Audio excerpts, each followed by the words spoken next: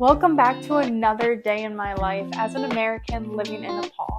Currently, we have been living in Nepal for the past 2 months, and sadly, next week we leave for Bali. And we have been traveling for, I think, a total of 3 months now, and we do everything on $35 a day. And this is actually my second YouTube video, so I really hope you enjoy. Now, before we go to the Monkey Temple, we decided to stop at one of the vegan restaurants that's really close by to the Monkey Temple. And we absolutely love this place. This was our first time trying it. It was so reasonably priced. I got an herbal tea, a juice, and some roti, and it was absolutely delicious. Now, I got this thing called ABC roti, which is roti made of apples, beets, and carrots, and it was surprisingly really good. Not only is traveling on a budget extremely doable, but also eating healthy while traveling. Okay, now on to the Monkey Temple. Now, the last time I went here, I was feeding a monkey and we were becoming friends and all, and then I smiled at it because, I thought we were friends. However, in the jungle, when you show teeth, you are their enemy. So, of course, this monkey then attacked me and we were no longer friends. So, pro tip, do not smile at the monkeys, okay? Especially while you're up close and feeding them. Now, the Monkey Temple is actually called Swayambhunath Stupa, and it's a must-visit destination for anyone coming to Nepal. It's got panoramic views of Kathmandu, people lighting butter lamps and spinning the prayer wheels, and of course, monkeys all over. I don't know why I can't say it correct, but Swayambhunath actually translates into self-existent one. And this temple is a symbol of self-creation and enlightenment. And later on, which I'll show you, I actually got interviewed by some of the kids from a school here, and they were telling me how Buddha was actually born in Nepal. So for Buddhists, it's a sacred spot for them to come to. Now, while there are a lot of Buddhists here, there's also a significant Hindu population. Hinduism and Buddhism are the two major religions in Nepal. Now, one of my favorite things about the Monkey Temple is the view.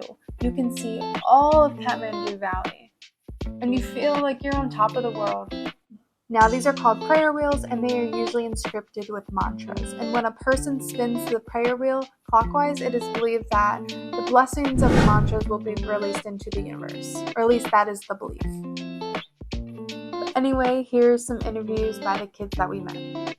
The people who follow Buddhist religion come here, and they have to pray to their God. What is one thing that you would want people to know about Nepalis? One thing about Nepalese is like our country, Nepal also. Our country is like full of like many places, right? Buddha was born here, and basically the tallest mountain of the world is here, Mount Everest, right? And then we feel proud that from 10 of the highest mountain peaks, 8 of them are here in Nepal. That's one thing I'm really proud of. Make sure you put us in your YouTube. I will. And if there was one thing that I personally wanted everyone to know about Nepalis, it's that they are some of the kindest people that I've ever met in my entire life. And we've visited a few countries so far, and I don't know what it is about them, but they will give you the shirt off their back. They'll invite you over for dinner and expect nothing in return. Okay, now let's stop for some tea. Now, this was actually located in the Monkey Temple, which we were really surprised, and I did not find this the first time that I came, but they had some really good tea, and it was only like $1.20. So this is what I got. It was like a beauty Xler, and it was really, really good. And I also got it with a side of honey because I cannot have tea without honey. So you'll probably be seeing a lot of this guy around. This is Isaac, and he is my boyfriend, and I love him so much.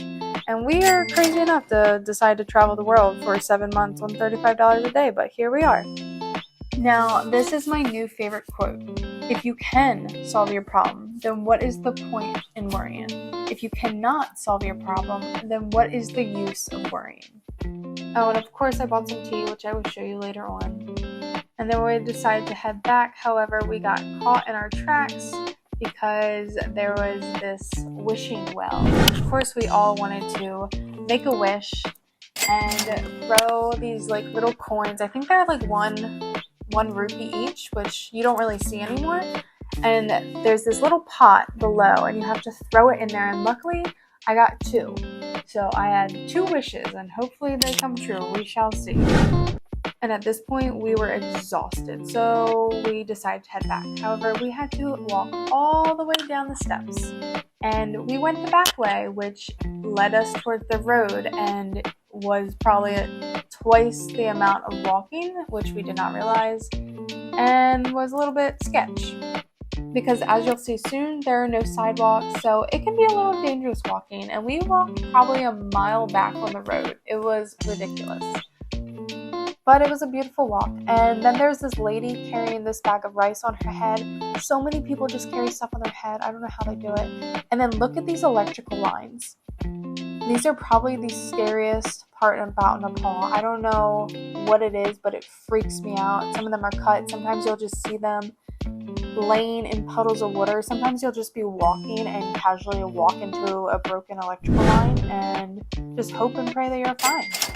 And of course, we decided to go back to the same restaurant that we went for breakfast because we loved it so much and it was so cheap and delicious and healthy. Now, this time I actually got an ABC juice instead of ABC roti, and I got some steamed vegetables, which this was apparently a small and it was only 75 cents. And then these dessert things, I think there were dates and nuts, but it was like a warm dessert. It was delicious. And then we went back home because we were so tired and I was just burnt out at this point. Now, another scary part about Nepal is the driving. There's no lanes or anything. People just kind of, you see it, they just swerve in front of you when they're turning. People walk out in front of the road to cross, and I've had to do that a few times. But anyway, we brought some snacks back from the restaurant that we went to, and they were good but hard, very hard. Like, watch my face. I was not expecting it to be so hard. Yeah. And then I had this tea, which is a blueberry pea tea that I got from that tea place, and we kind of just made it, and then we passed out, even though it was only like 4 or 5 p.m. So I will see you next time. Love you. Bye.